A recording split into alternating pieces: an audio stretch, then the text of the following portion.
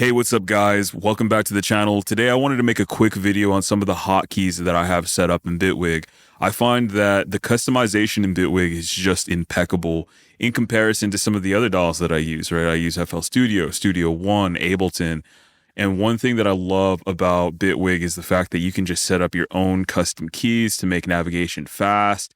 That way you don't have to take your hands off the mouse and you can kind of just navigate just with your left hand if you needed to, depending on if you're left or right-handed, right? But I would say that by far Bitwig has the most customizable platform other than Studio One.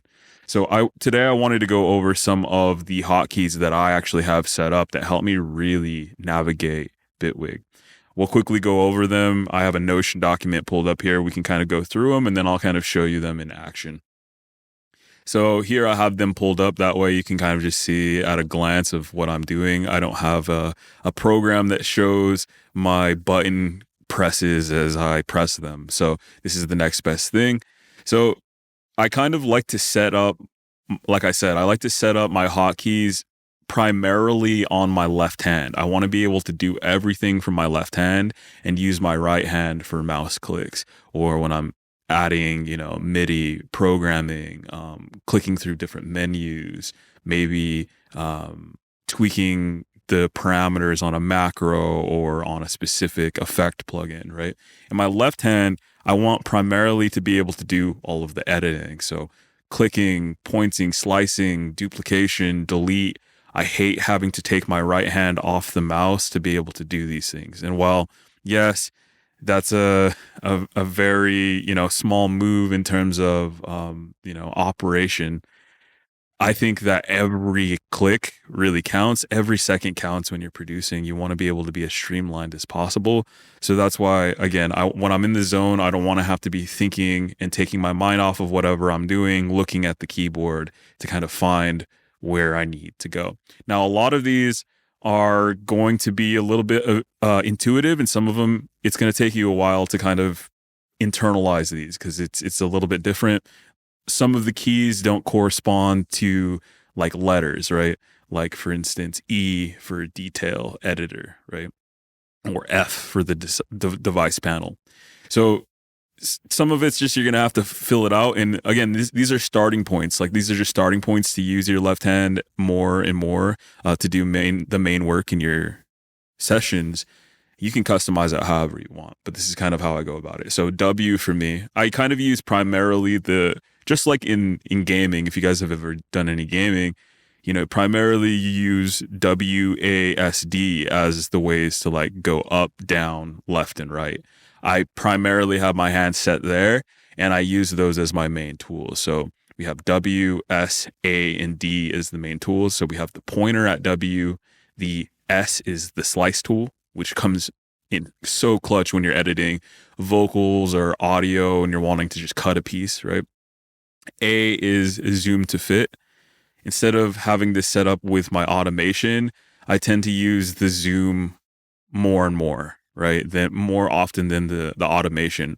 So I have my A actually set to zoom to fit. And then I have Shift+A to zoom to fit vertically. And we'll kind of talk and walk through what that looks like. Then D is duplicate. That is like a must, especially if you're working with a lot of audio. So if you're building drums with audio rather than using patterns. But even if you're using patterns, right, it just comes so clutch to have D as duplicate. It works even in the MIDI editor when you're like doing multiple notes and you can just write a couple of notes in and then highlight the selection and just hit D over and over instead of hitting Command D. That's just an extra step. So I just kind of reduced the command and just made it D. Now, normally D is going to be connected to your device panel. But again, it was really, really important for me to have the movement and the flexibility. And I moved the device panel to F, which is the key right across from D to the right. Then we have X, right? X is going to be delete. It's an easy one to remember. X often means cut or delete anyways. But it's way easier than taking my right hand off the mouse and then hitting the delete button and then, putting my hand back on the mouse. I can just do that by hitting X. Then we get into Z. So instead of hitting, Command Z, which is an extra step, I just have Z as my undo and then Shift to Z as my redo. I can't tell you how many times that I get confused what redo is. Is it Command Shift Z? Sometimes like I press that and it would do different things in different DAWs. It's also in Bitwig, it's like Command Y is also redo. So I just said, just make it a modifier off of undo. So Z is my undo, Shift Z is my redo.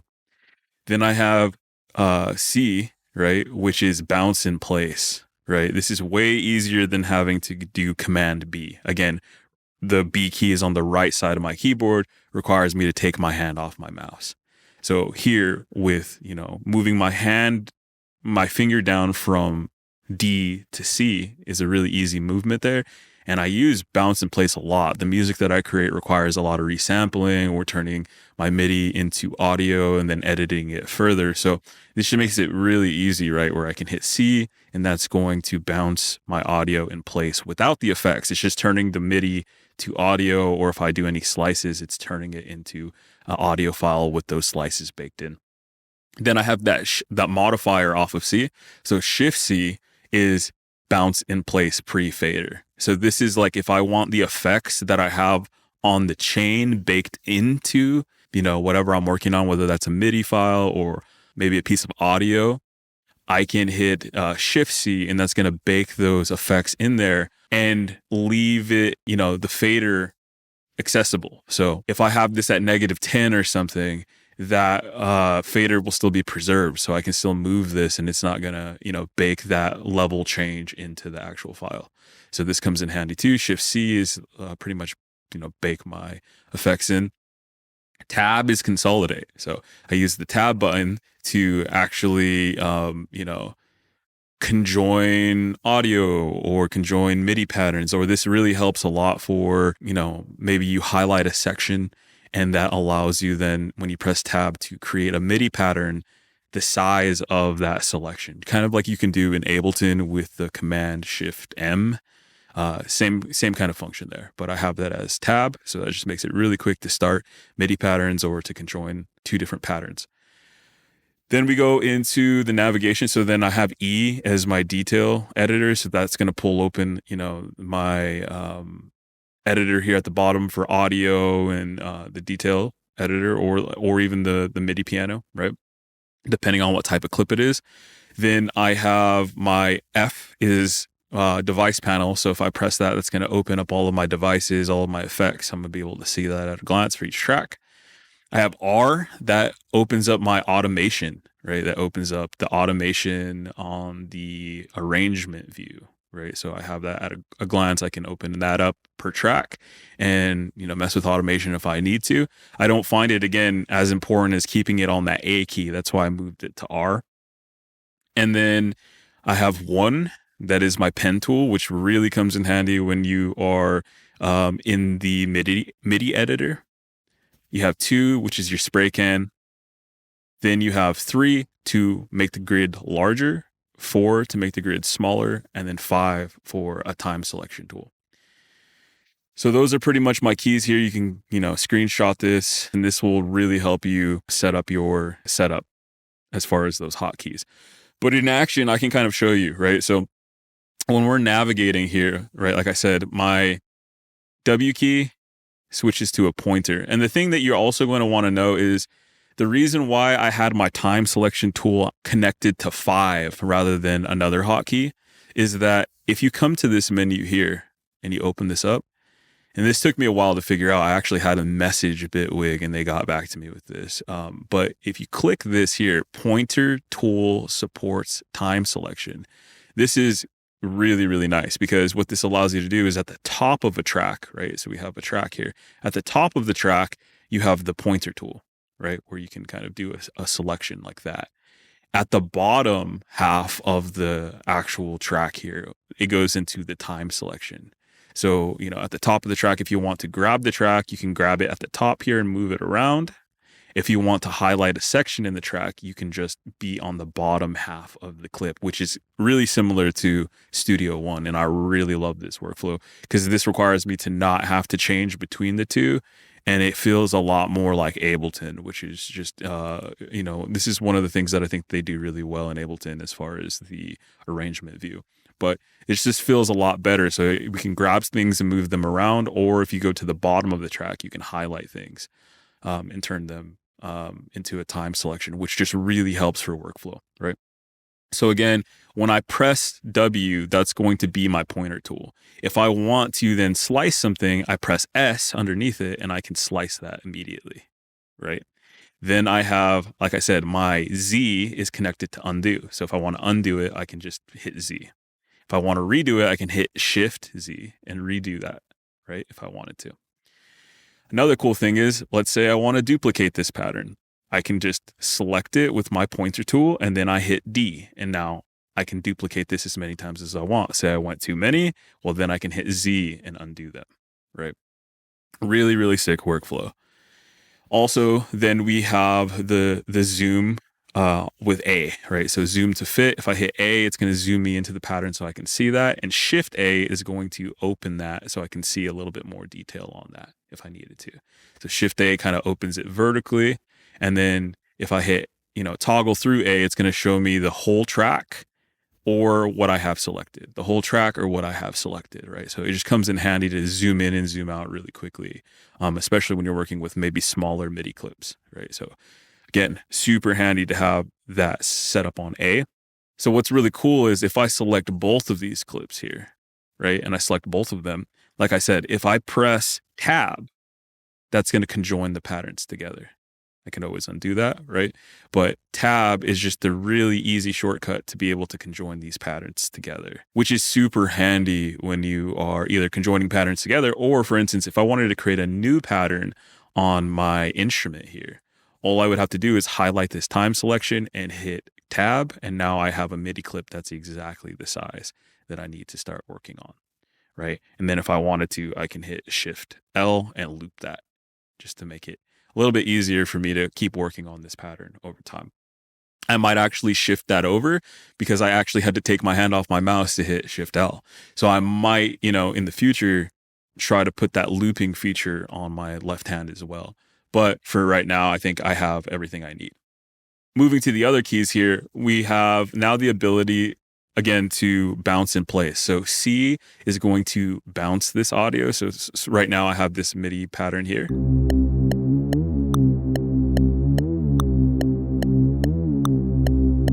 Just like a respace. But when I then hit C, it's going to bounce that into audio for me. If I don't like that, I can always hit Z and undo that, which makes it just super fast navigation. But let's say I wanted to put an effect on there, right? Let's put maybe like a distortion.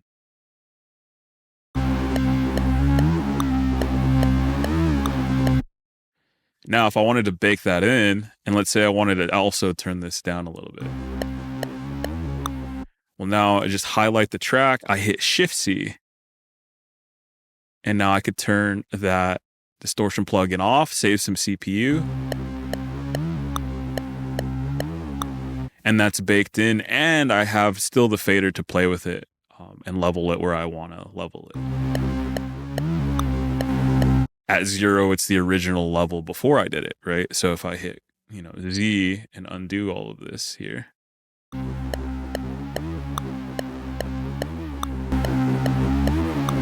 We're at the same level there. That really makes it easy to just bounce in place and operate very quickly.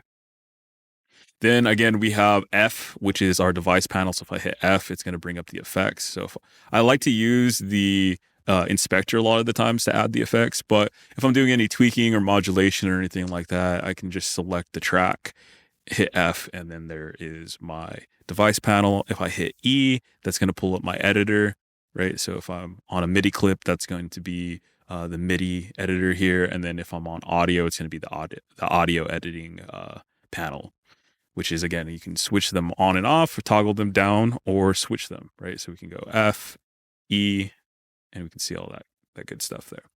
Then on the individual track, if I hit R, right, that brings open the automation. So if I want to draw anything with automation, I can do that really quickly. Now, when we get into the actual editor here, what I found comes in clutch is having a hotkey for the pen.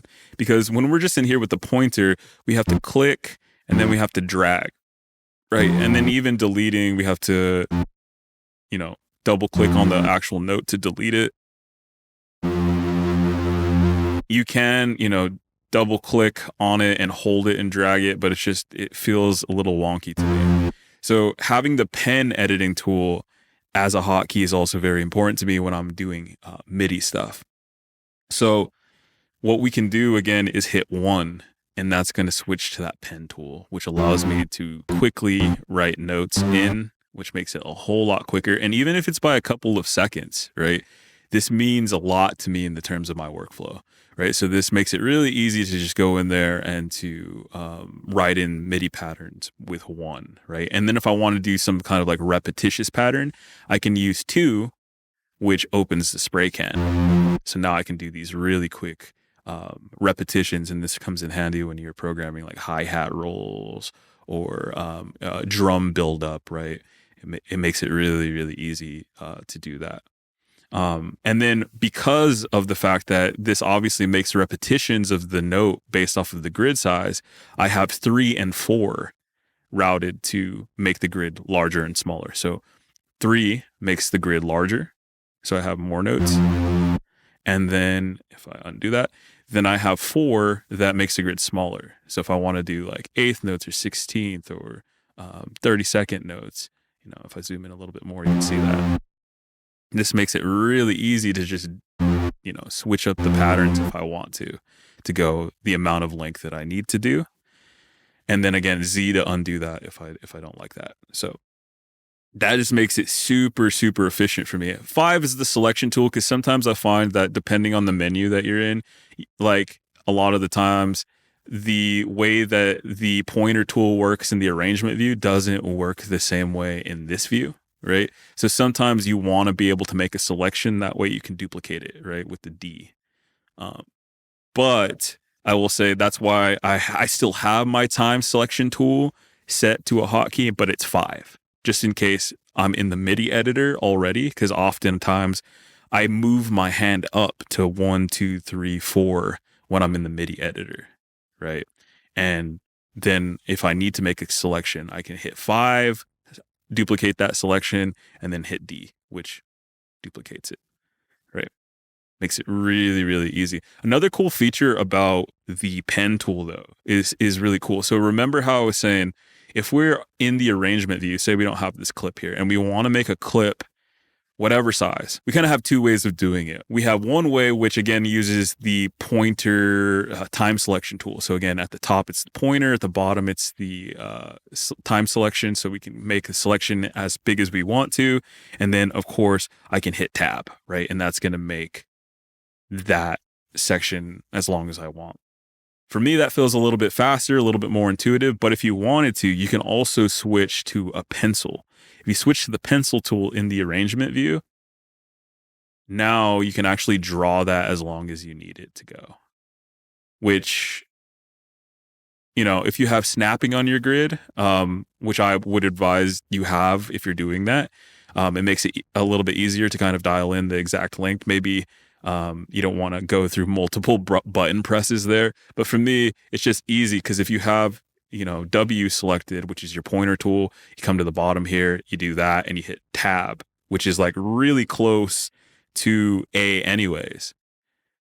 It makes it so much quicker in my mind. But there are 2 ways of doing it, right? And I think where it could work out in my workflow is maybe if you have the pen tool selected, you can make multiple really quickly, just like that, right? So I can be like, okay, well, I want, a MIDI clip here and I want a MIDI clip here, right? And that makes it really fast to do it that way. But as in terms of when you're first starting a pattern, I don't think you'll kind of use it that way, if that makes sense.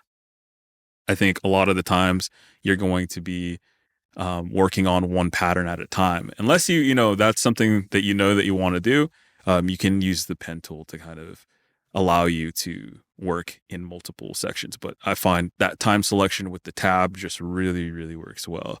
And again, all with the left hand. And so you're really seeing how once you have this set up and you get really used to it, you can start flying around your productions and really start speeding up your workflow because you're not having to take your focus off of what you're doing to look at the keyboard, find where you are, press the key, and then put your hand back on the mouse and resume that.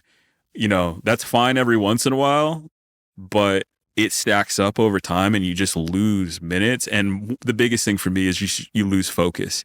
You lose focus. And I feel like producers or even mixing engineers really should train for speed, not for just the ability to finish quickly, but for the ability to connect with your creativity, right? Like the more that you have to think about other things, the less that you're thinking about the creativity that's going into your music.